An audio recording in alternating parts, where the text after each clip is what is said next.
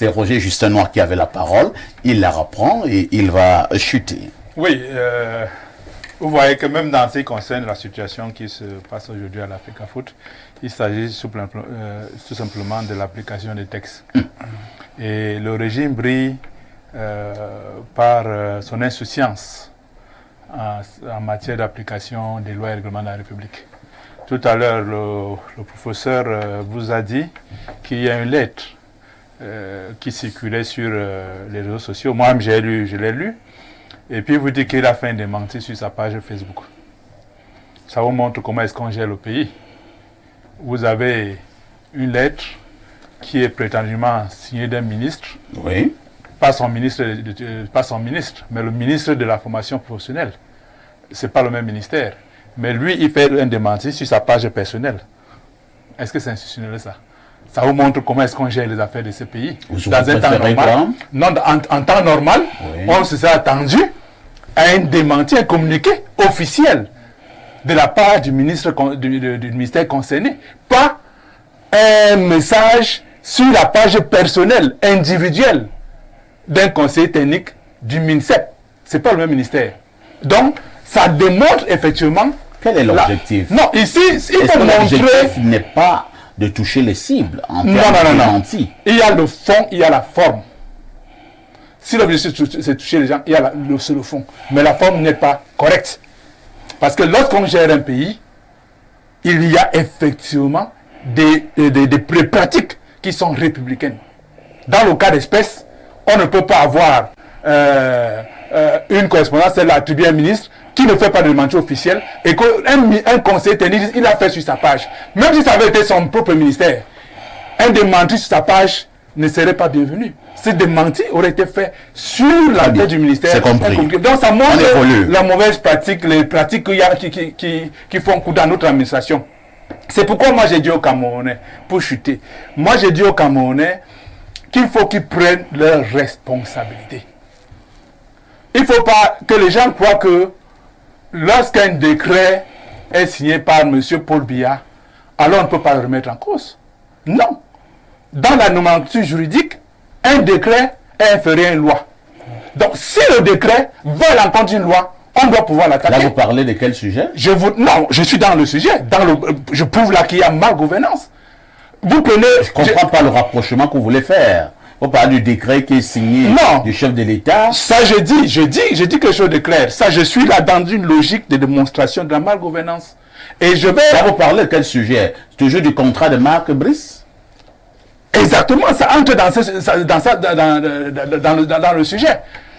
Vous avez vu ce qui s'est passé tout à l'heure, où un conseiller technique vous dit, il fait de mentir sur sa part. On a compris. Je continue dans ce lanceur pour vous dire que c'est la malgouvernance. De la même manière, on ne peut pas accepter qu'un décret qui est inférieur à une loi soit appliqué au détriment d'une loi. Et je fais là si vous voulez que je vous dise où je vais en venir. Si vous regardez le décret du président de la République qui détermine le nombre de conseils, de conseils municipaux dans les communes. Vous allez voir qu'il y a 2 communes dans le nord qui ont 45 conseillers municipaux. Alors que aucun texte ne donne ce nombre de conseillers à une commune. On a 31, on a 35, on a 41, on a 61. Et c'est pourquoi j'ai dit aux Camerounais, si l'heure arrivée, elle est arrivée, que les Camerounais aillent s'inscrire sur les listes, malgré tout ce que fait l'ECAM, qui ne respecte pas les dispositions réglementaires. C'est simplement que vous vouliez trouver un point. Qui ne respecte pas. Mais c'est important de le dire. C'est très important de le dire. Parce que voyez-vous, l'ECAM fonctionne aujourd'hui dans l'illégalité. L'article 70, alinéa 3 du code électoral est clair. Lorsque vous inscrivez, on vous remet immédiatement un récépissé avec le lieu, le numéro d'inscription et la date. Mais cela ne se fait plus. Nous parlons... oui, je sais, c'est important, tout ça c'est important. Cela ne se fait pas. On va passer la parole à M. Midima. C'est de ça qu'il s'agit. Il faut décrire ces faits-là. Très bien. Et quand même, et l'équipe sont toujours en panne. Ce n'est pas normal. Vous l'avez fait. Vous avez décrié. Mais ce n'était pas un sujet inscrit à l'ordre du jour. Tout ça c'est lit. M. Midima, nous parlons donc du contrat de Marc Brice. Nous avions une inquiétude compte tenu de la froideur en termes de collaboration depuis un certain temps entre la FECAFOOT et le MINSEP. Nous nous inquiétions de savoir si cette FECAFOOT pourra adresser des convocations aux joueurs, des joueurs qui auront été arrêtés par Marc Brice. Maintenant, le conseiller technique, professeur Cyril Tolo, nous fait comprendre que tout se passera bien et qu'il doute fort que la FECAFOOT puisse prendre sur elle une élimination des Lions indomptables. Parfois ici, ce sont des menaces à l'endroit de la Fédé. Avant d'y arriver, j'ai souvent du mal, à un moment donné, pitié de vous. Je vous ai dit quelque chose, que ces gens du MRC sont toujours hors sujet. Je le dis depuis 5 ans. Personne ne veut voir. Vous voyez, c'est des gens, je ne sais pas comment le Cameroun a fait pour fabriquer les gens du MRC. Ils sont toujours hors sujet. Vous voyez, on parle des choses très sérieuses, on parle du football. Et ce que je dis n'est pas sérieux. Et le problème c'est quoi? Et je vais vous dire pourquoi ils ne veulent pas parler du football. Peut-être qu'il va suffire de m'écouter. Vous savez, pendant un certain temps, ils se sont focalisés pour que tous les médias du Cameroun parlent de Maurice Kamto. Mais depuis donc il y a déviation au niveau du problème du football avec le problème de Samuel Eto'o. Ils ont trop de problèmes. Ah bon? Donc il ne faut pas discuter de ce problème-là. Pour eux, ce problème est plus fondamental. Tout simplement parce qu'on ne parle plus de Kamto. C'est ridicule. Alors mais j'ai dit, ils sont hors sujet. Et je vais vous dire quelque chose. Le professeur Tolo est un très grand professeur. Et lorsque, à ce niveau de responsabilité, il y a le professeur Tolo, il y a le professeur Mathias Nguini, quand ils ont déjà donné des positions, d'abord d'ordre juridique et des positions d'ordre administratif, je ne sais pas pourquoi je viendrais dire le contraire. Cependant, je voulais dire, pour préciser, nous sommes, l'État du Cameroun aujourd'hui, Monsieur Noir, est dans la digitalisation, dans l'anticipation, dans l'information. Attends, vous avez dit quoi? Digitalisation. Ce qui veut dire? Non, peut-être. Alors là, il faudrait que vous veniez chez moi pour que je vous donne les cours de digitalisation. Non, je veux bien comprendre parce qu'il va en avoir la preuve. Dans l'information. Je ne comprends pas le mot. Instantanément. Parce que permettez. C'est un heure, ne dites pas les choses comme ça, digitalisation. Vous savez que la vérité vous blesse. C'est comme les fesses, vous êtes obligé de vous asseoir et d'écouter. Quelle vérité? Alors, j'ai dit, ce que le professeur Tolo a fait, c'est exactement, vous venez de me poser une question là concernant la Caisse nationale de prévoyance sociale. Comme ça, même si je ne suis pas le représentant, même si on ne m'a pas mandaté, il me sera très difficile de mettre évidemment quand même de donner une information au peuple camerounais. Alors je dis ce qu'il a fait, il a fait que pour informer, pour l'information. Il faut anticiper. Mais maintenant, si je rentre dans le vif du sujet, parce que nous ne sommes pas au sujet dans le RDPC, nous attaquons le sujet. Le sujet alors, je dis, qu'est-ce que c'est qu'un employeur et qu'est-ce que c'est qu'un employé? Et ça, je parle sur le prisme. Dans les normes de choses, l'employé est celui-là qui effectue une tâche sous l'autorité d'une autre personne moyennant rémunération. Il faut bien suivre ça. Et qui est l'employeur? C'est celui qui paye et qui donne l'instruction. L'employeur de l'entraîneur national, je ne parle pas, parce que le professeur Éric Mathias a divisé ça en deux. L'employeur de l'entraîneur national du football camerounais, des Lions indomptables, c'est l'État du Cameroun. Parce que c'est l'État du Cameroun qui paye directement son salaire à cet employeur-là. Il faut, au-delà des prismes juridiques et de tout ce que nous voulons convoquer, devons nous convoquer qui est l'employeur. Et comme Mathias a dit, qui est l'employeur du coordonnateur? À partir de là, c'est la FECAFOOT. À travers de là, lorsque vous avez réfléchi sur ça, on peut dire aujourd'hui ne souffrez de rien. Le contrat de Marc Brice ne peut pas être remis en cause. Cependant, il faut convoquer quand même qu'aujourd'hui, on ne peut non plus mettre de côté la Fédération camerounaise de football. Il faut chercher une symbiose. Il faut chercher une symbiose parce qu'en vérité, le président de la République, lui, il ne veut pas de ça. Il veut, quand il ne parlait pas de l'intérêt général, il parle du football qui représente quelque chose. Le professeur Tolo même l'a reconnu aussi. Alors, mais j'ai dit, il faut aller dans le sens du consensus. Et moi, je me réjouis de plus en plus que le président de la Fédération camerounaise de football, le président Eto'o, n'écoute pas beaucoup les oiseaux qui pleure autour de lui, voulant nous faire comprendre que non, il peut s'attaquer à l'État. Mais tout au contraire, le président Samuel Eto'o a refusé d'aller dans le sens de son propre comité exécutif, c'est-à-dire de nommer un entraîneur alternatif. Au même moment, si le président Samuel Eto'o a ouvert cette porte, il faudrait aussi qu'aujourd'hui, le ministère de la Jeunesse et des Sports profite de cette ouverture de porte pour s'y engouffrer. C'est-à-dire quoi? Sport et l'éducation physique. Ce n'est plus Le ministère, le ministère ne m'empuyez pas. Oui, voilà. Alors, j'ai dit, à partir de là, le ministre doit profiter de cet ancrage, c'est-à-dire pour ramener sur la table de négociation le ministre, le président de l'Africa Foot. Alors, j'ai dit, aujourd'hui, moi, je veux aussi vous donner une information, ça qui est clair. Une autre révélation? Oui, non, la révélation, c'est que... c'est pas le parfum, c'est que il y a un travail qui est fait au niveau du gouvernement, d'ailleurs coordonné par le Premier ministre chef du gouvernement, pour que nous trouvions très rapidement une position consensuelle entre l'Africa Foot et l'État du Cameroun. Et je peux vous dire que dans les prochains jours, ça tout naturellement, il y aura ce consensus et certainement ce consensus pourrait éventuellement amener quelques modifications, ce qui est tout à fait normal. C'est-à-dire pour au niveau du staff technique, au niveau du staff d'une manière globale, tout naturellement. Il n'est pas exclu, mais ce que vous devez, les Camerounais doivent être sûrs. Si jamais au niveau du staff technique, il y a ce genre de réaménagement, est-ce que ceux qui vont être écartés n'ont pas le droit peut-être de porter plainte? Non, mais écoutez, pour la paix, pour l'intérêt général du Cameroun, on peut y arriver à des réaménagements. Moi, je suis parce qu'en fait, il y a des négociations qui sont faites. Mais je voudrais rassurer le peuple camerounais que les Camerounais, les Lions indomptables, vont bel et bien jouer les deux matchs qui sont à l'affût. Et en tant que tel, je vais vous dire quelque chose. L'État prend les dispositions et la Fédération camerounaise de football prendra ses responsabilités. Enfin, monsieur Noir. Ce n'est pas parce que vous agitez aujourd'hui les Camerounais à s'inscrire forcément. Je crois qu'il y aura un débat là-dessus. Et à prendre des microphones, à se mettre dans les carrefours du marché, à demander aux gens de s'inscrire dans les listes électorales, que forcément cela va vous garantir une victoire. Je vous rappelle qu'aujourd'hui,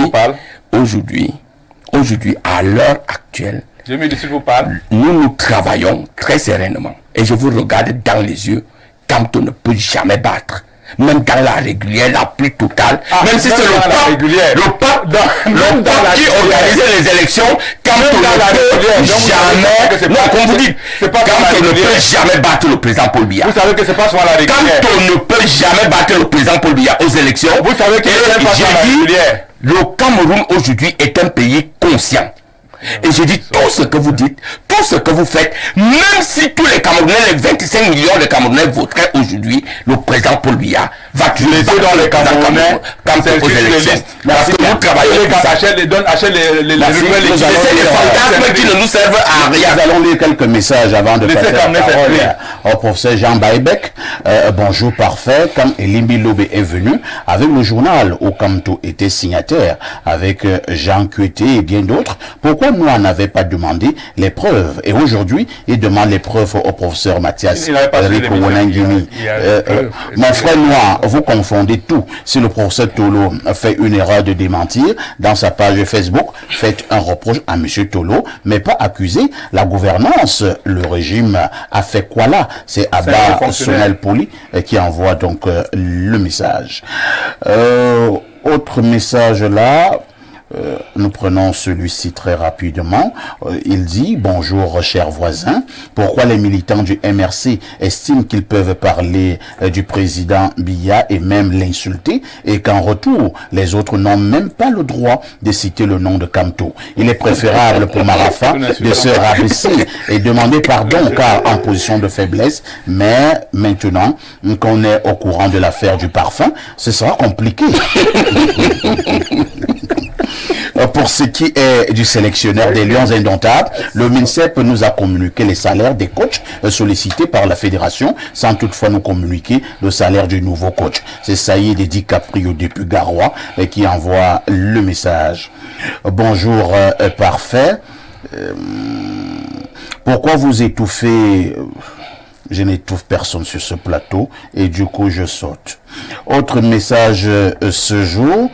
Bonjour, l'entraîneur qui est venu au Cameroun en tant que le ministre doit rentrer chez lui. Je ne sais pas ce que vous dites. Hein.